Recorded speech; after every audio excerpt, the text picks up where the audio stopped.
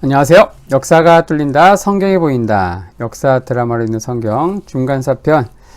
자, 오늘 다루고자 하는 주제는 이제 옥타비아누스와 이제 안토니우스가 본격적으로 이제 경쟁하게 되는 이제 그런 상황들을 좀 다루려고 합니다. 자, 필리피 해전 그 이후, 자, 주전 42년에 있었던 필리피 해전, 빌립보에서 이루어진 전투는 옥타비아누스, 안토니우스 연합군과 브루투스, 카시우스 연합군의 전투였죠. 여기에서 옥타비아누스, 안토니우스 연합군이 이기는데, 자, 이 필리피 해전, 주전 42년에 있었던 이 필리피 해전은 바로 무엇입니까? 바로 이 율리우스 카이사르를 암살했던 그 주범들, 바로 카시우스와 브루투스 그 일당을 옥타비아누스와 안토니우스가 힘을 합쳐서 제압하는 그런 전쟁이었죠. 자, 이들을 제압한 이후에 둘은 어떻습니까? 최고의 자리를 놓고 서로 경쟁을 하게 되는데, 자, 필리피 해전 이후에 둘의 경쟁은 약간 이제 변질이 됩니다. 그 이전의 경쟁, 1차 3주 정치에서 폼페이우스와 그리고 카이사르 간의 경쟁은 체제 논쟁이었다, 이렇게 얘기할 수 있죠. 자, 황제가 통치하는 제정으로 갈 것이냐, 아니면 원로원 중심의 공화정을 유지할 것이냐, 어떤 체제 논쟁이었다고 하면은 지금 이제 벌어지는 이제 안토니우스와 옥타비아누스 이 갈등은 이제 권력 주쟁, 이제 헤게모니 이런 것들로 변질이 됩니다. 여기에 이제 클레오파트라라고 하는 여인이 개입되면서 더욱 진흙탕 싸움으로 변질이 되죠. 자, 이 필리피 해전 승리 이후에 이제 둘은 이제 경쟁 관계를 이제 본격적으로 보이는데, 옥타비아누스는 로마 제국의 서쪽으로, 서부로, 그리고 안토니우스는 동부로 향합니다. 일단 싸우는 것은 이제 잠시 유보하고 결국 각각 서쪽과 동쪽으로 나뉘게 되는데, 이 상황에서 또 2차 3주 정치에서도 1차와 같은 깍두기, 유날리오와 같은 존재가 있습니다. 1차에서는 누구였습니까? 바로 크라수스였죠. 그 크라수스는 바로 파르티아와의 전쟁에서 주전 53년 죽게 되고, 지금 2차에서는 깍두기가 누구냐? 바로 레피두스죠. 레피두스. 이 레피두스는 지금 상황에서 또다시 이제 깍두기니까 또 소외되는 거예요. 자, 안토니우스는 동부, 그리고 옥타비아누스는 서부로 가는데, 자, 안토니우스가 굳이 동쪽을 선택한 이유가 있습니다. 그것은 바로 이 파르티아 제국을 이제 제압을 해서, 자, 카이사르가 어때요? 이 파르티아 원정을 앞두고 죽게 된 거잖아요. 그래서 파르티아 제국을 이제 혼내주고서 카이사르의 유업을 이룬 후 후계자가 되려는 원대한 포부 가운데 동쪽을 간 겁니다. 자, 만약에 자신이 이것만 이룰 수 있다고 하면은, 자, 가진 것이라고는 이제 양자라는 타이틀밖에 없는 옥타비아누스를 가볍게 제압할 수 있다고 생각한 거죠. 자, 그리고 서쪽은 어때요? 바로 스페인에서 이 폼페이우스의 둘째 아들 섹스투스가 세력을 키우면서 계속 이제 반역을 도모하고 있었거든요. 그래서 덤으로 이 복잡한 서쪽 무대는 애송이한테 맡기고 제풀에 떨어지기를 기다릴 속셈도 있었던 겁니다. 당시 상황에서 이 40세로 검투사 같은 체력을 갖고 있던 안토니우스와 그리고 21살로 수시로 소화불량으로 드러눕는 옥타비아누스의 싸움, 누가 봐도 당연히 이 안토니우스가 이길 거라고 다 도박사들이 거기다 걸었을 거예요. 하지만 여기에 변수가 등장하는데, 그것은 바로 권력력의 화신인 클레오파트라가 등장하면서 그 승부의 추가 완전히 기울게 됩니다. 자, 천하의 요브 클레오파트라가 등장하게 되는데, 자, 안토니우스가 동쪽으로 향하자, 자, 승자편에 줄을 서고 아부하기 위해서 동방의 제후들이 득달같이 달려듭니다. 자, 이것이 바로 경제력에서는 월등히 앞섰지만 군사력에서는 처졌던 동방의 제후들이 살아가는 생존 방식이었죠. 자, 길리기의 다소, 타르수스, 바로 사도 바울의 고향이죠. 타르수스에서 안토니우스는 이제 클레오파트라, 이집트의 그 프톨레미 왕조의 그 통치자인 클레오파트라를 소환합니다. 이유는 두 가지였죠. 첫째는 이제 이전에 있었던 필리피 해전, 거기에서 이 클레오파트라가 누구를 지지했는가? 바로 카시우스와 브루투스 연합군을 지원한 거예요. 그것에 대해서 한번 혼내줘야 될 거 아니에요. 두 번째 이유는 뭐냐?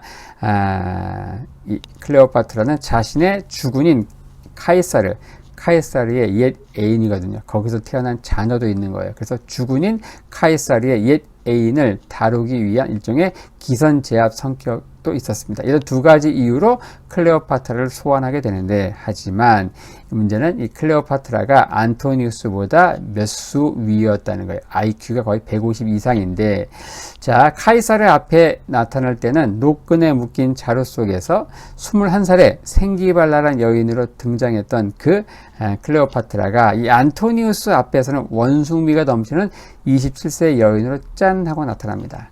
자, 그녀가 타고 온 배는, 자, 동방의 최고 갑부였던 그녀의 재력이 한데 모인 결정판이었다, 이렇게 얘기할 수 있습니다. 타고 온 배의 선체는 황금색이었고 돛은 값비싼 자주색이었고, 또 노자비가 젓는 노는 은빛에 사랑의 여신인 비너스로 클레오파트라가 분장을 합니다. 그리고 좌우에 큐피드로 분장한 여자 노예들이 흔드는 부채살 사이로 클레오파트라가 보일 듯 말 듯 신비한 자태를 보입니다. 이렇게 하면서 그 모습을 보고서 안토니우스는 어땠을까요? 완전히 넋이 나갑니다. 완전히 뿅 가신 겁니다. 이렇게 하면서 그는 애초에 클레오파트라를 소환한 목적 자체를 까맣게 잊고 어떻게 합니까? 클레오파트라를 정중히 만찬에 초대합니다. 그러니까 클레오파트라는 오히려 이 안토니우스를 알렉산드리아로 초대하죠. 자, 이렇게 하면서 주전 41년 가을 41세의 장군은 28세의 여왕 치마폭에 완전히 파묻히게 되죠. 자, 이렇게 하면서 클레오파트라는 당시 지중해 세계 영웅 2명을 차례로 애인으로 만드는 데 성공합니다. 첫 번째 누굽니까? 카이사르고, 두 번째는 지금 다루는 안토니우스였죠. 첫 번째 남자인 카이사르는 결코 호락호락하지 않은 남자였지만, 두 번째 남자인 안토니우스는 너무너무 쉬운 남자였던 거예요.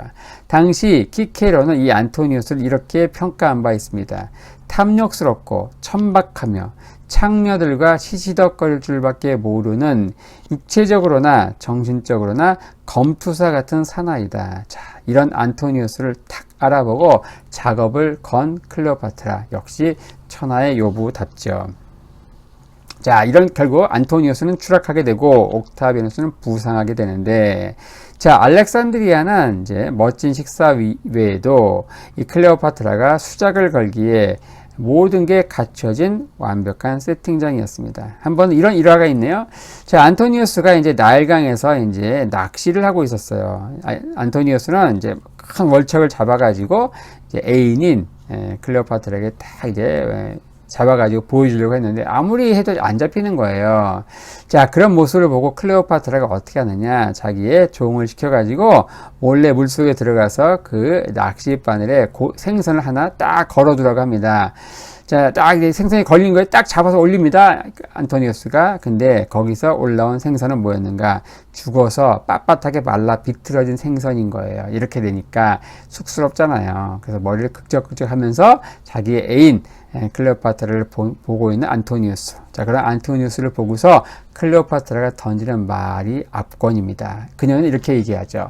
저의 위대한 장군님, 물고기를 낚는 것은 어부들한테나 맡기시고요. 장군께서 낚아야 할 것은 도시이고 왕국이고 저 드넓은 대륙이니까요. 자, 어떻습니까? 이 클레오파트라는 이류 남정네를 마치 초인류인 것처럼 착각하게 만드는 기발한 솜씨가 있었던 거죠. 자, 이렇게 알렉산드리아에서 안토니우스가 헤매고 있는 사이에 로마에서는 옥타비아누스가 열심히 고군분투하고 있었습니다. 자, 안토니우스의 아내 풀비아는 남편의 사주를 받고 이제 반란을 일으켰죠. 그리고 스페인을 무대로 세력을 키우고 있던 이 폼페이우스의 아들 섹스투스로 대표되는 원로원파는 세력을 확대해서 점점 이제 시칠리아까지 이제 접근해 오고 있는 상황이었습니다. 자, 이런 역경은 옥타비누스와 그의 친구인 아그리빠를 군사와 외교 면에서 눈뜨게 한 굉장히 긍정적인 촉매 역할을 합니다. 자, 안토니우스의 아내인 풀비아의 반란은 진압되었고, 그리고 섹스투스 반란은 외교력으로 수습합니다. 자, 옥타비누스가 이 섹스투스의 처고모와 결혼하게 되는 건데, 자, 이 결혼으로 옥타비누스는 딸을 하나 얻죠. 율리아라고 하는 딸. 자, 안토니우스가 금쪽 같은 시간을 허비하고 있을 때, 그가 애송이로 무시하던 옥타비누스는 이렇게 차근차근 통치 수업을 받고 있었던 겁니다. 자, 이 안토니우스 클레오파트라 품에 안기다. 자, 주전 40년, 자, 브린디시 항구에서 자, 2차 삼두 정치의 주인공들이 모여서 2차 삼두 정치를 갱신하죠. 이를 이제 브린디시 협정이라고 합니다. 자, 이 협정 이후 이제 안토니우스는 옥타비누스의 누나인 옥타비아와 결혼하죠. 마치 1차 삼두 정치에서 폼페이우스가 카이사르의 딸과 결혼한 거하고 비슷하죠. 자, 그리고 당시 안토니우스는 아내 풀비아가 이제 그 반란을 일으켰다가 진압된 후 자결한 상태였기 때문에 싱글이었어요. 돌싱남이었고요. 그리고 클레오파트라 사이에서 애정행각을 벌여 쌍둥이를 낳은 상태였지만, 자, 그냥 개무시하고 이제 옥타비아누스의 누나인 옥타비아와 정략 결혼을 합니다. 자, 이렇게 이제 2차 삼두 정치를 갱신한 이후에 옥타비누스는 세력을 잘 규합해가지고 섹스투스파, 언론파를 타도하는데 완전히 성공하게 됩니다. 서쪽 무대를 완전히 평정한 거예요. 자, 이렇게 되니까 안토니우스는 초조해집니다. 자, 자신이 동부로 온 것은 파르테 원정을 위한 것이었는데, 자, 파르테 원정은 손도 못 대고 세월만 죽이고 있었던 거죠. 자, 안토니우스도 결국 마침내 무거운 엉덩이를 일으켜 세웁니다. 그래서 주전 37년 가을 원정을 위해서, 파르테 원정을 위해서 안디옥으로 향합니다. 그러한 그 남편을 위해서 첫 아이를 출산하고 둘째를 임신 중이던 아내 옥타비아가 찾아오지만 그런 옥타비아는 그냥 로마로 돌려보내죠. 이 안토니우스가 그리웠던 건 누구냐? 바로 4년간 이 옥타비아와 결혼생활에 충실한 반면에 그의 마음은 어디에 있었는가? 바로 이집트에 있는 클레오파트라였던 거예요. 안디옥에 온 안토니우스는 이 클레오파트라가 너무너무 그리워졌어요. 그래서 편지를 띄웁니다. 자, 그러자 이제 이 클레오파트라가 안디옥에 쫙 나타나면서 둘은 뜨겁게 재회를 하죠. 하지만 다시 나타난 이 클레오파트라는 굳게 결심하고 왔습니다. 그것은 뭐냐? 이번만큼은 애첩이 아니라 법적인 아내가 되겠다고 결심한 겁니다. 그러면서 둘은 알렉산드리아로 가서 화려한 결혼식을 하게 되죠. 자, 이 결혼식의 선물로 안토니우스는 아내인 클레오파트라에게 선물을 뭘로 주는가? 바로 이 동방, 로마 제국의 동쪽 절반을 딱 떼가지고 전부 클레오파트라에게 줍니다. 자, 이렇게 되니까 이 소식을 들은 당시 로마인들은 기절초풍, 완전 멘붕이 됩니다. 첫 번째, 로마법에서는 이중 결혼을 허락하지 않았거든요. 그는 분명 이 옥타비누스의 누나인 옥타비아와 결혼한 상태였어요. 이중 결혼이죠. 거기다가 그가 행했던 이 결혼 선물도 황당한 거예요. 바로 동맹국과 속주를 이 동방의 여인에게 고스란히 바쳤던 거죠. 완전히 정신 나간 행동인 거죠. 바로 키케로가 얘기했던 것처럼 육체적으로나 정신적으로나 역시 검투사와 진배 없는 이런 사나이였다.